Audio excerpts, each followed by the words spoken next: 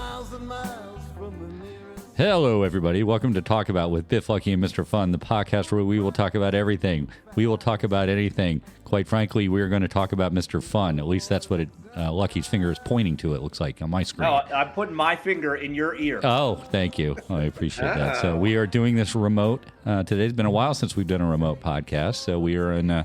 obviously in 3 different locations, but we are happy to be with you on this Gotta love Sunday. Delaware. Gotta love Delaware. Gotta love Delaware. Like, yeah. oh my gosh, the Talk About podcast almost like falls apart. No, it does not. Where. Well, you stop. Whatever. I can still see you guys, and people can still hear us, which is the good thing out of all this. And it was a Sunday afternoon, so it's been a big football weekend so far, and Philadelphia's playing now, I think, right? Philadelphia Rams. Yeah, yep. Philadelphia Rams and then Ravens later tonight. But the big game was the Commanders game last night for those of us that have been fans for these years, right?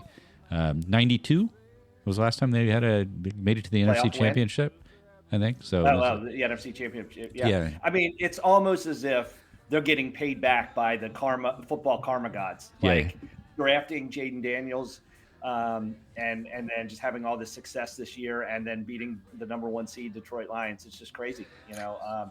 Do you know the story? Okay, so the offensive coordinator from the Detroit Lions, Ben Johnson, was the Commanders' first choice for a head coach last year, and he wanted to keep Sam Howell, who was the starter last year. He had publicly came out and said, I would keep Sam Howell and not draft the quarterback. Oh. Can you imagine if the karma went the other way? They hired him, they kept Sam Howell. I mean, they'd probably be a 3 and whatever team. You know? Where's Sam Howell these days? He's a backup somewhere. Who is the best quarterback in the DMV, Biff? The best quarterback in the DMV? What do you mean? Oh, between Jackson and Daniels. Yeah. Well, it's got to be Jackson because he's got some pedigree, right? Yeah. But you know, obviously Daniels is the best rookie quarterback by a long shot. And maybe in history, right? Didn't they? Hasn't he broken all sorts of records? I would think so. And it's looking. I remember going back when we had Kevin Sheehan on, and he was the Jaden Daniels guy. I still think about people that really knew football knew he was the guy, and I think it's really impressive when you think about. Hey, speaking of karma, a couple weeks ago I made fun of Lucky for getting mad at the super fan in front of him who kept standing up watching the Terps game. Yeah. Today, I was the fan who was mad at the big guy standing up with a minute 30 left, tie game. He would not sit down. He would not sit down. So I tried to throw my voice. Like, I need to learn how to do that. Like, I leaned over, like, into Lucky's lap, and I was like, down in front. I don't know if he heard me, but he sat down. So it kind of worked. Oh. Well, I paid that guy $20 when you went to the concession stand. I paid that guy $20 to stand up in the last minute of the game. So good. That's karma. I couldn't believe it. I was very angry that he was blocking my view. That's great. They're good. So, what do you say? Just a quick one on the Commanders. Back to them, real quick. I get every time the Commanders are on and they're doing well. Everybody's like, "Are they going to change the name back?" What are your thoughts on that? I just don't think they are. My personal opinion, it's going to be the Commanders moving forward. Thoughts? I think, they invest, more than we would know financially to get a new name entrenched, and they're there. I think especially with the team doing well, everybody wants to go back to the Redskins. Yeah. But I just don't, I think it'd be too controversial to do that. And also they, like I said, they're invested in the Commanders. So. I actually don't think it's a real thing. I think it's fans. I think it's, Redskin fans. I don't think it's anybody serious. Yeah, I don't think so. I was listening to the broadcast last night on the radio, and interesting, they call their, I guess their post game and during the halftime in studio, they call it the Command Center. It's actually, it's a good name, right? And it picks up on it, so I think it plays off. I just don't see it, especially going back to DC. Don't see it. So, well, we jumped right into things. Mr. Fun, do you have a joke to start us off this week? I've never told this joke before, but these 2 guys meet up, and the one guy's a little bit upset, and his buddy says, "What are you upset about?" He goes, "I keep meeting girls, and I have a great relationship with my mom, so I always bring them home, and I want my mom to like them, and she never likes them. She never likes my girlfriend, so I always wind up breaking up with them because I don't want my mom to be upset with me." And the guy goes, "Listen, I got a great idea. Why don't you find a girl who is just like your mom, and then your mom will like her?" So this guy they meet up about 2 months later, and the guy is upset again, and he says, "What's wrong? Did you not find a girl like your mom?" And he goes, "No, I found a girl that's exactly like my mom." And he goes, "So does your mom like her?" And she goes, "She loves her. She thinks she's perfect." And he goes, "So what's the problem?" He goes, "My dad thinks she's a bitch."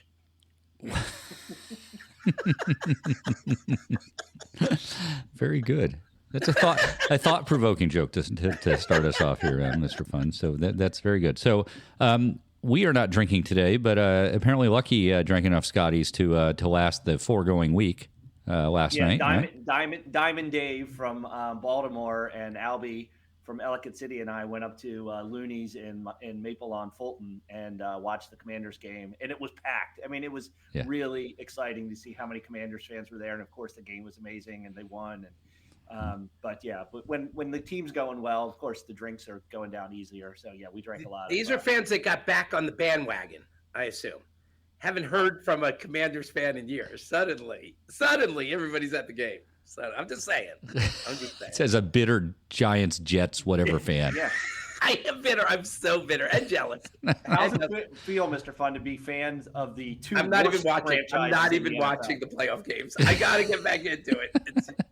I don't even care about football. I don't even like football anymore. The Jets and the Giants have made me hate football. So. It's crazy. Well, everybody's saying, "Oh my gosh, wouldn't it be crazy if it was a Commanders Ravens Super Bowl?"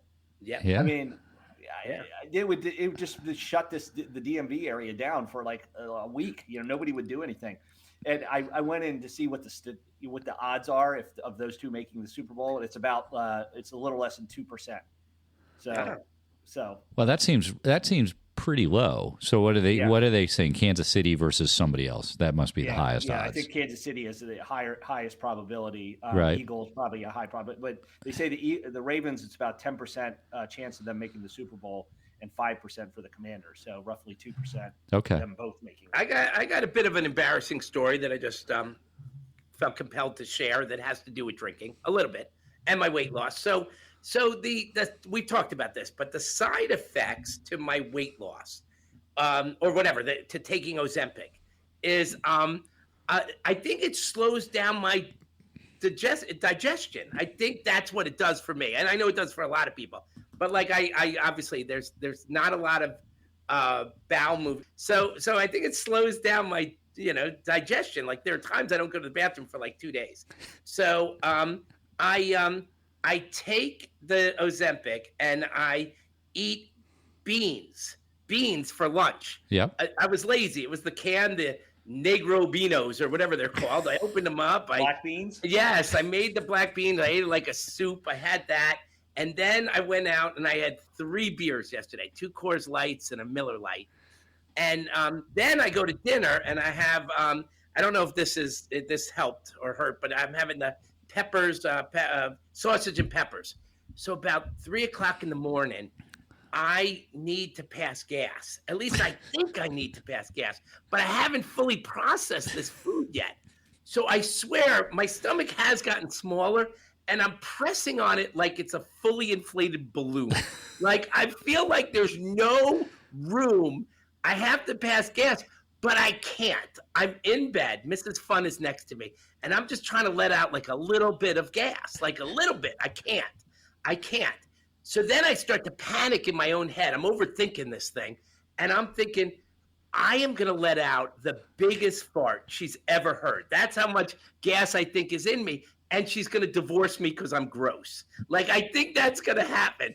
So I think, now remember, it's 2 a.m. I'm exhausted. So I crawl out of bed and I get on the floor in a downward dog position. I don't know what was thinking of me, but I got my elbows on the ground and my ass up in the air with a pillow. Hoping to get pegged? With a pillow under me. And I'm just going to let it rip. But I'm far enough away that maybe she won't hear. So I stay there for about, 9 minutes, trying. It was like giving birth. Nothing happens. And then I start to laugh to myself. What if she does wake up and sees me on the side of the bed like that? Yeah. So anyway, I crawl back in bed and I didn't sleep well. Why didn't you go to the bathroom? Couldn't. I tried. I was in and out of the bathroom like 4 or 5 times. No, I mean just to fart in the bathroom. Couldn't. That's the point. couldn't push it out, couldn't deflate the balloon. So that was my. I'm exhausted tonight. I'm exhausted today. You got a 6-pack abs now, though, from pushing. See, hey, now welcome to my world. You guys have made fun of me about these gas attacks, right? They can be painful. Right. Well, you would know. It felt like I had a cork in my ass, Biff. You know that feeling? I'm sure you know. I'm sure you can appreciate that. What's the deal? Wait a minute. So, Mr. Fun, you're not allowed to fart in your bed? This is something that we may have mentioned early in the podcast. It never happened in my relationship with my wife.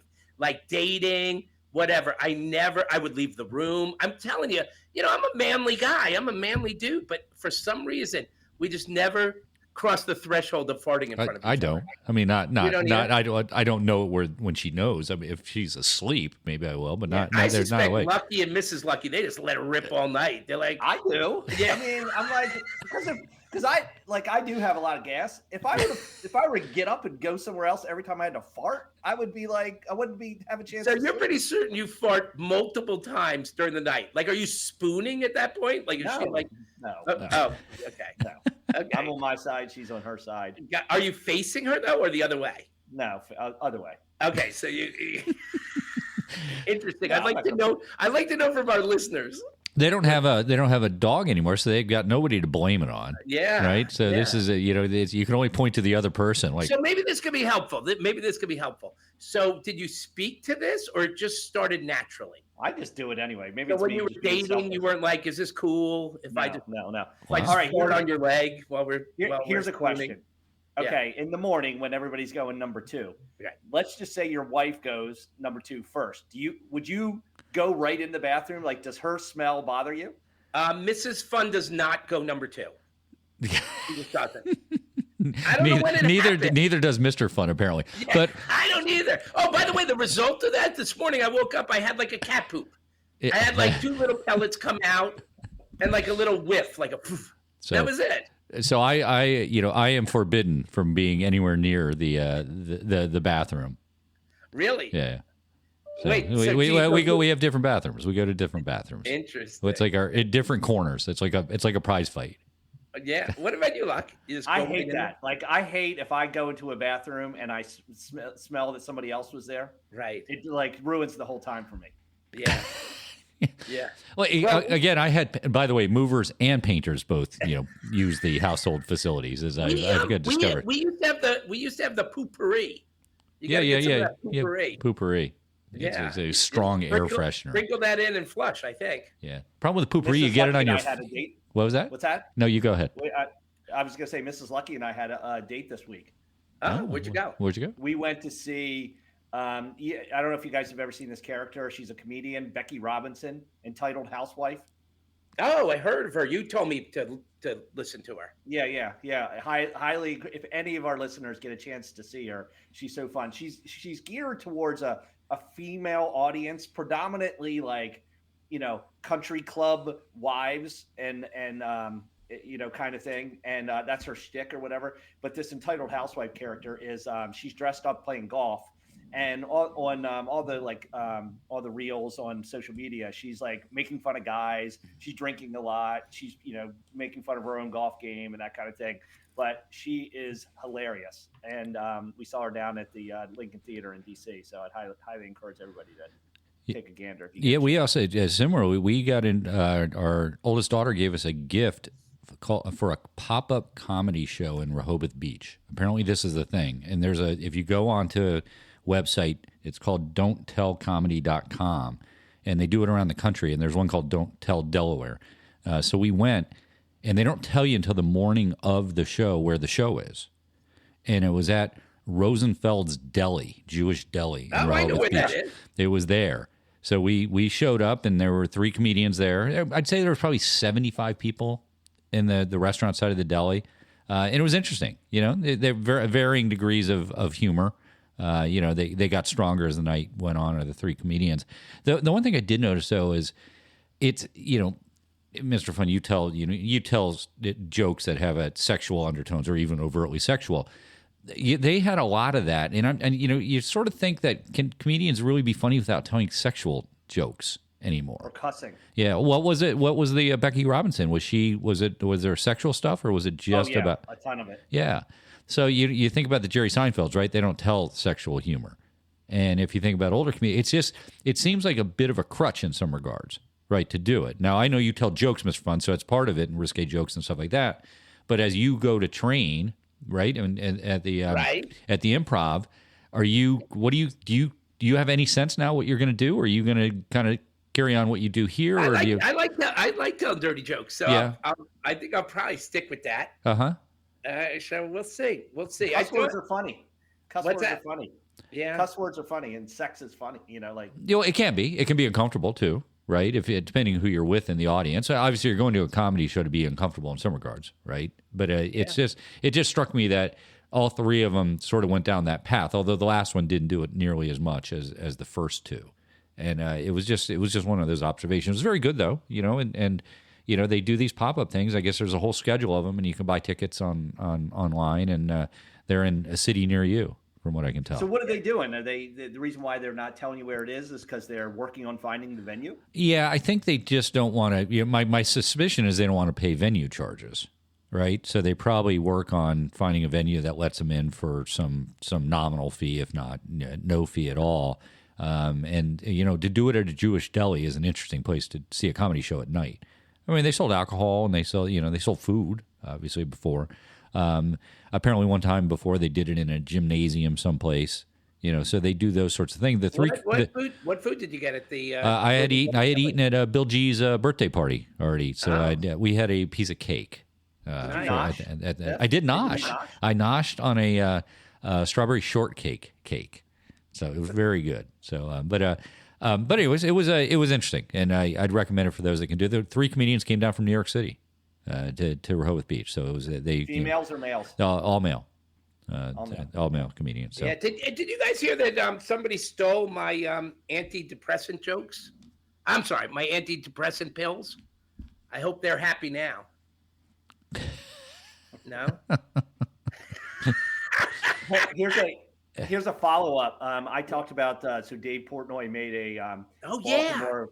He reviewed 5 Baltimore area pizza places, and they went ballistic. Like they got so crowded and busy. So my son and I decided on Friday night to venture up and try one. So we went to Essex, Maryland, Frank's Pizza, and which is right near Towson. And it's in a strip mall, and we go up there. There's a huge line. We finally get up to order our pizza. They're like, it's going to be an hour and a half for pizza. But we ordered it anyway. We got 2 pies. It was worth it. So anybody who's in the Baltimore area and wants to try Frank's Pizza, really good pizza. So what made it different? You've had pizza, obviously. What was it? The sauce? Was it was it thin? Was it what made it good? First, what did Portnoy score it? What did he score it? He gave it an 8.2. That's a strong score. Yeah, that's a strong score. And for me, and I think for Portnoy as well, I think the big differentiator, it's not the only differentiator, but it's the crust, right? I mean, this crust was light and also crispy. And so, and the cheese and sauce were great. I liked the cheese pie better than we got a sausage, pepper, and onions pie. The cheese pie was phenomenal. Wow. And it was just regular pizza, it wasn't like it was fancy or anything, but it tasted really good. Well, that's cool. So, I've never been to one of the ones he's rated. Well, I've been to Pepe's up in New Haven, which before he rated it, which is quite good. So I understand that how pizza can be good like that, but I just haven't been to one since he started rating pizzas. Rob G and Brian E, one of our listeners, and I are going up to Connecticut this next weekend for. We're going to hang out for the weekend, and we may make a New Haven stop. Oh, you should for sure. Yeah, they call it up. It's a pizza, right? They put an A in front of their pizza in the name. In a lot of those, they do a pizza. Yeah, it says So it's interesting that they do that. So, this week of all things, I took Harvey, Mr. Fun's favorite pet, which is my dog, to the vet, and it got me thinking. I was at the vet. Very self-conscious when I went into the vet with Harvey, and if there's other dogs around, do you keep the dog away from the other dogs? Are they as self-conscious about not having their dog come up to my dog?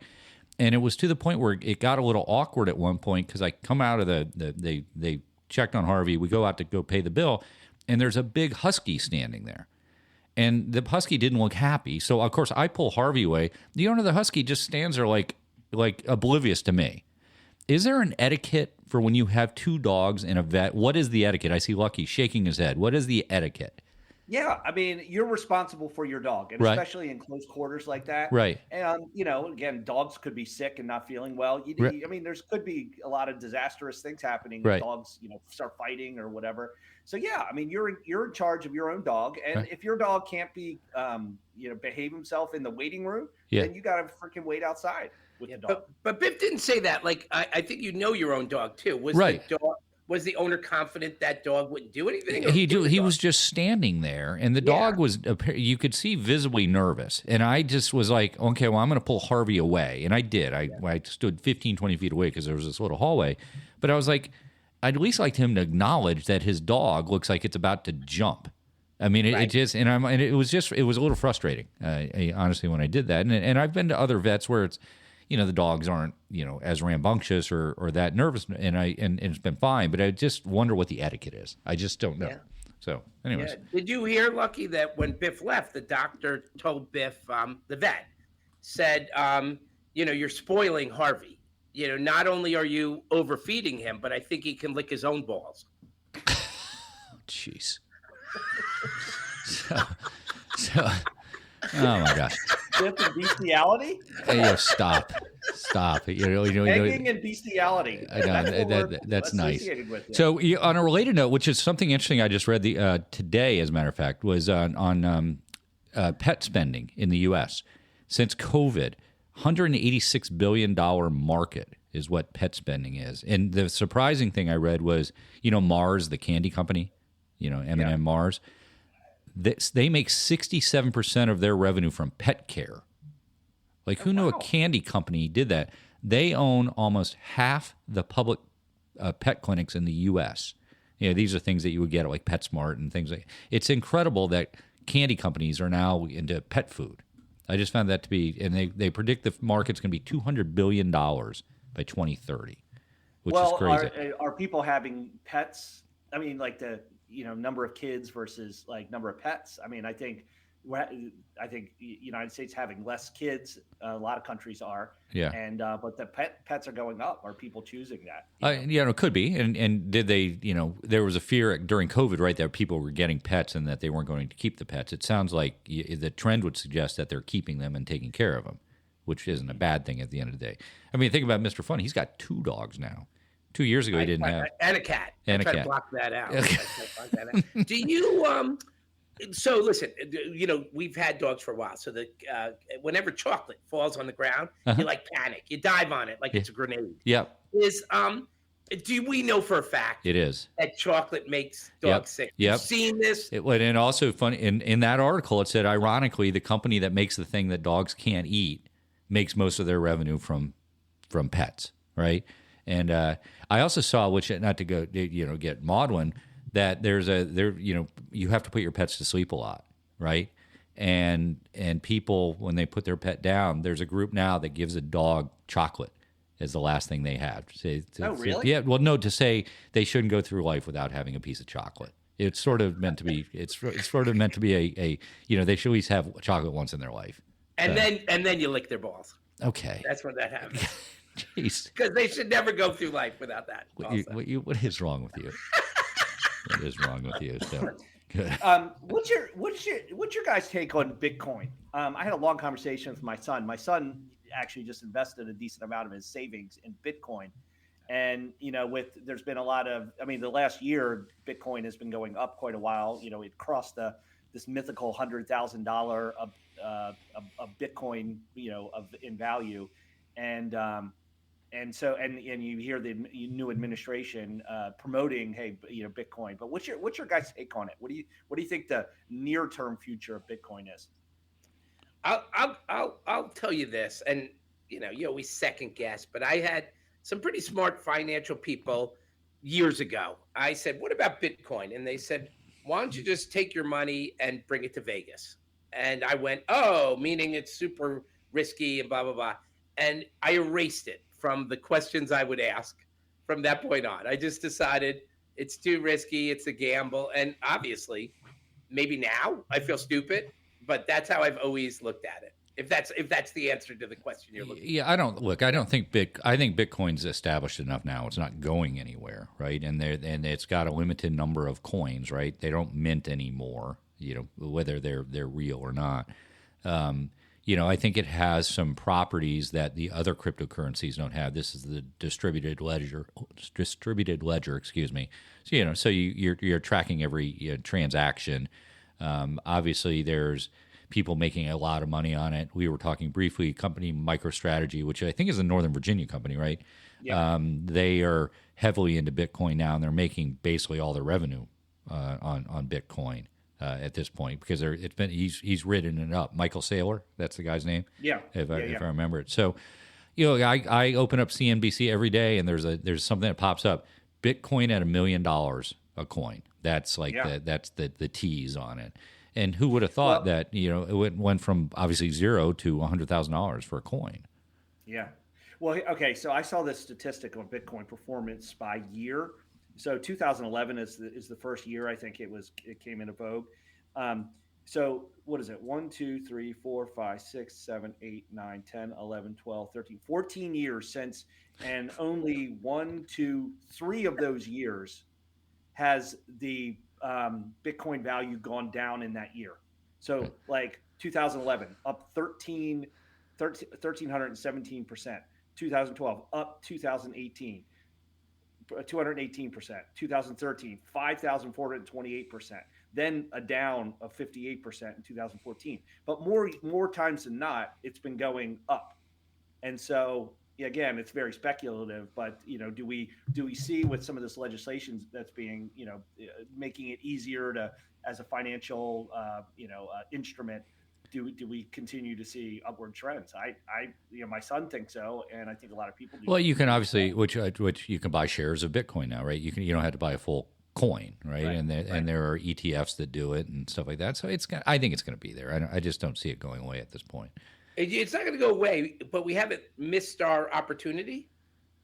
That's my theory. I think that's a lot of people's theory. It's as if you were buying Microsoft in the early days. Microsoft in its first 10 years as a publicly traded company went up, but look how much it continues to go up, right? Yeah, but so say Bitcoin doesn't go at the same rate, but say it goes at 10% a year. It's still a good investment. Right. Oh, yeah. If you could bank on it, which obviously there's no guarantee, but if and in history, to your point, even though you had to count out every year from 2011, which is an interesting strategy. I was trying to do some math for you guys. I was going to do some averaging in my head. I'm not sure you could explain Bitcoin to us very well. Right. There's an old saying: "How do you make $1,000 in Bitcoin? You buy $2,000 worth." Right. That's right. I don't know. I'm skeptical only because I believe those people. They at short term, they've certainly been wrong. I don't know. Did I miss my opportunity? It's like, is it like buying real estate that it's always a good time to buy real estate? Maybe. It's not always a good time to buy real estate. It's not always a good time to buy real estate. No, I mean, the point is if you're going to hold on to it. Oh, yeah. Yeah, you're always going to make money. That's fair. I think when we start getting paid more, but getting paid for our podcasting expertise, I think we should take it in Bitcoin. All right. Not vodka?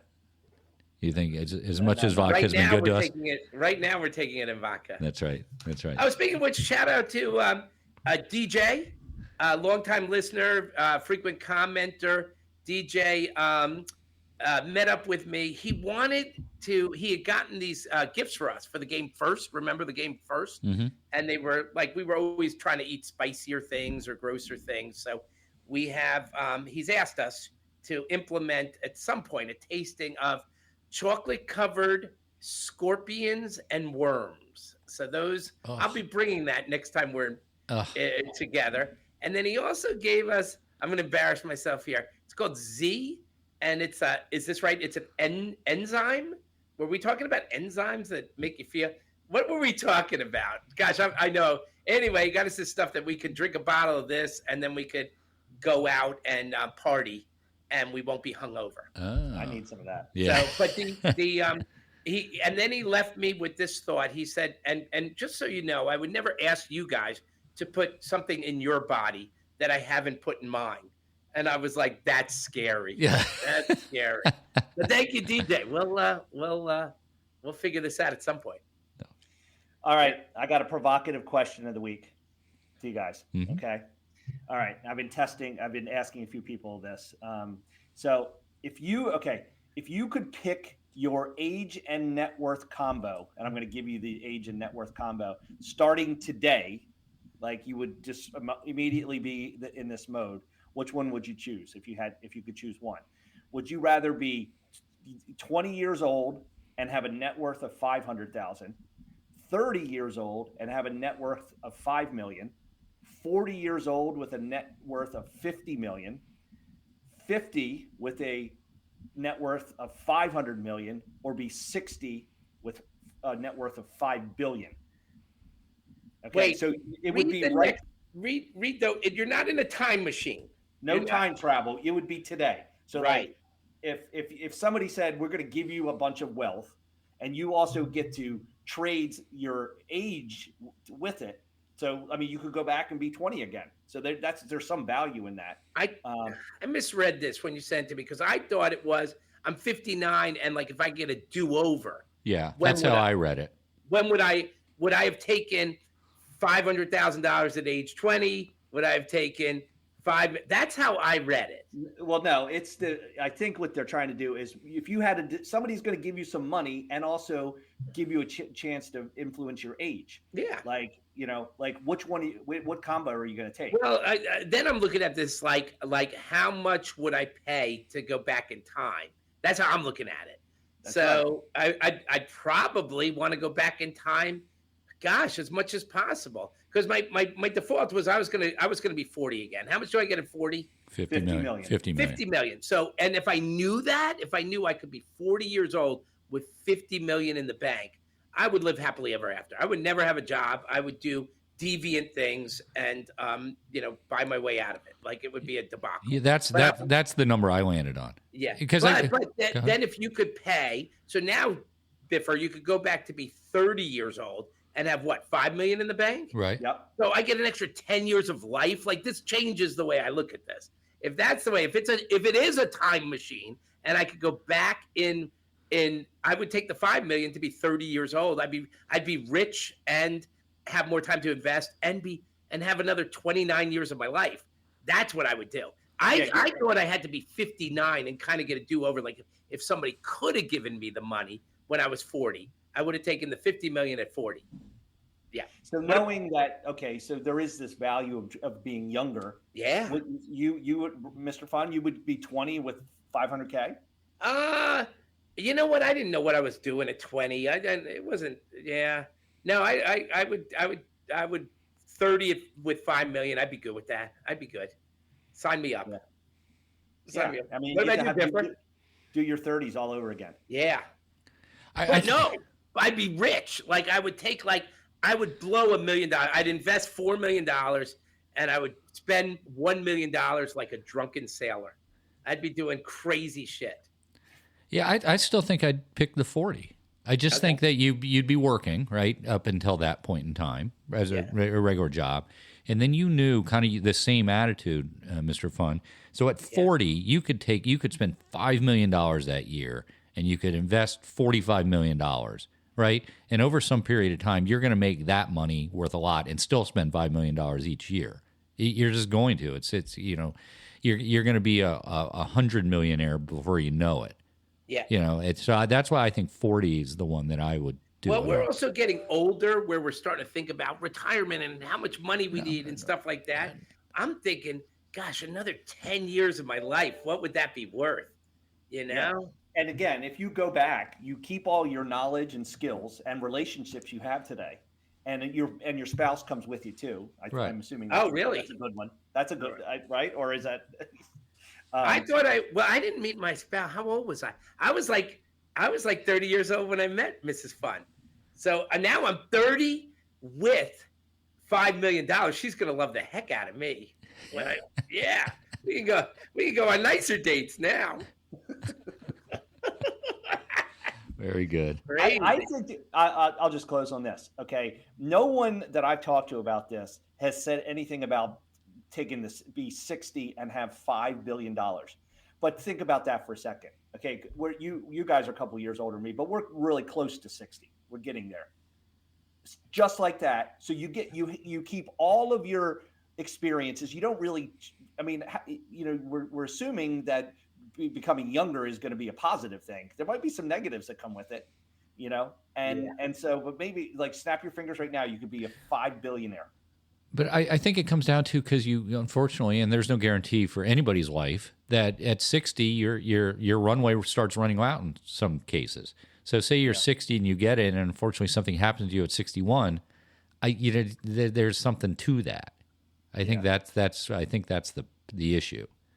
Yeah, it's a risk. Yeah, it is a risk. I'm curious what people would think about that. So yeah, if you listeners send us in what you would choose, and we'd love to hear what you guys would and your rationale for it. Absolutely. So speaking of rationales, we do this every time. We ask Mr. Fun for a risque joke to end this. That's sometimes irrational. It is irrational, but we rationalize it that we want to end the podcast on something funny. So this girl shows up at her HR department and she's like, "Listen, I have a complaint. Frank ran his hands through my hair, and then he went, you smell incredible."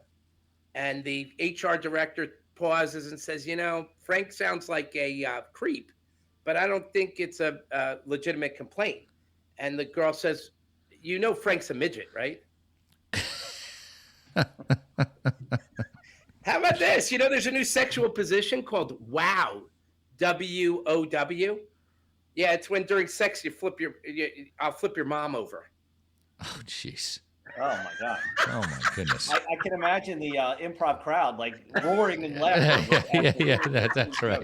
That's exactly right. So that's all I got for you. All right, Lucky. How do they get a hold of us, Lucky? Talk about 2023 at gmail.com. Yep. So thank you for the emails.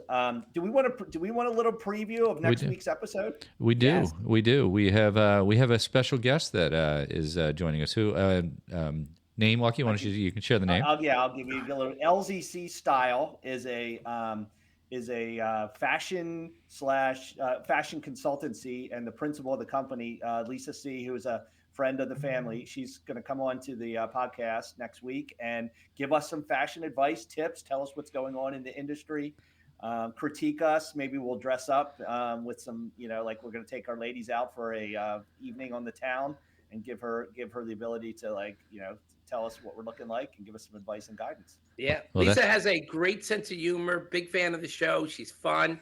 I can't wait for her to tell us how immaculately dressed we are. And critique our fashion. Excellent.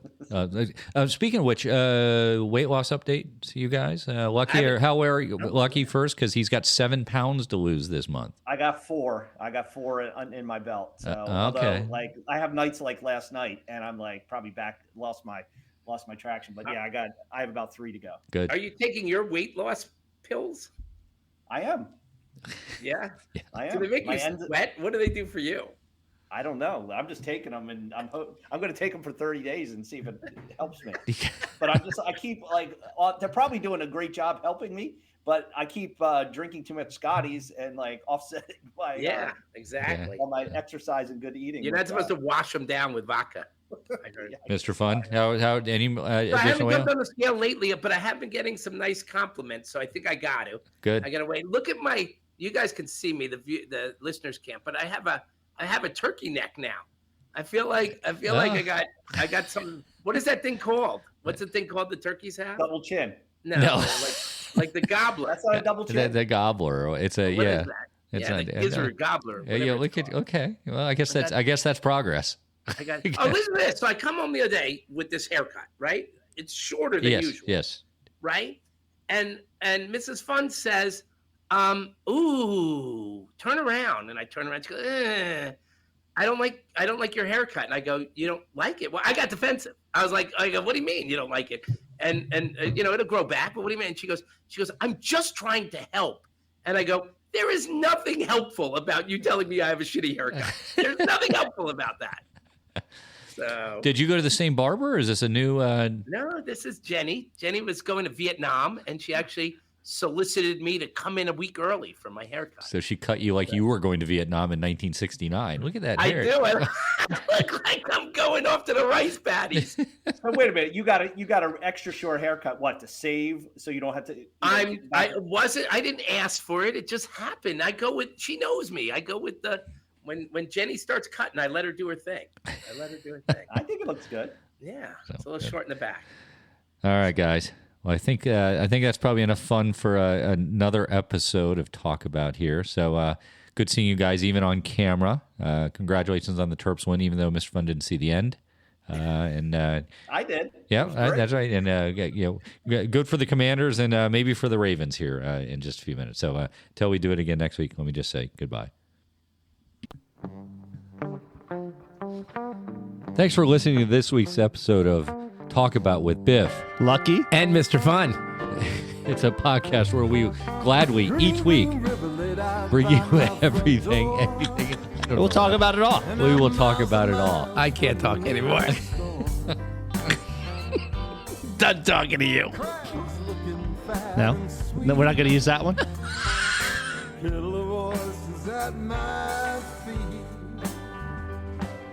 Living on Chesapeake time. Take it slow, take it easy. Both good friends of mine. Brother, I'm just starting to unwind. Living on Chesapeake time.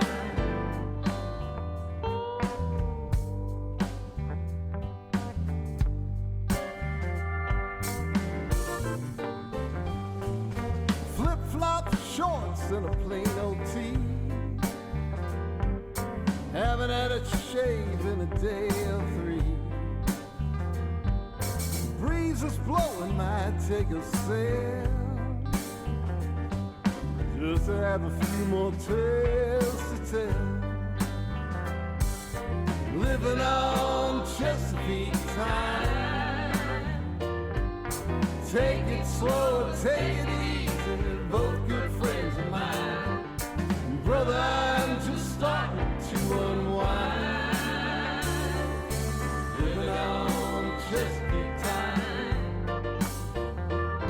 Now somewhere in the back of my mind, I know that I must start to make a plan. But if I somehow never find the time,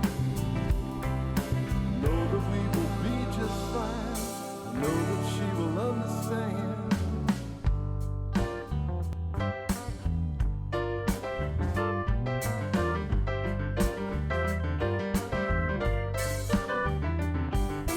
Couple of friends come floating by my dock. By morning my heads are gonna rock. Sleeping late, now I will be forgiven. When you live in the land of pleasant living. Living on Chesapeake time. Take it slow, take it easy. Both good friends of mine. Brother,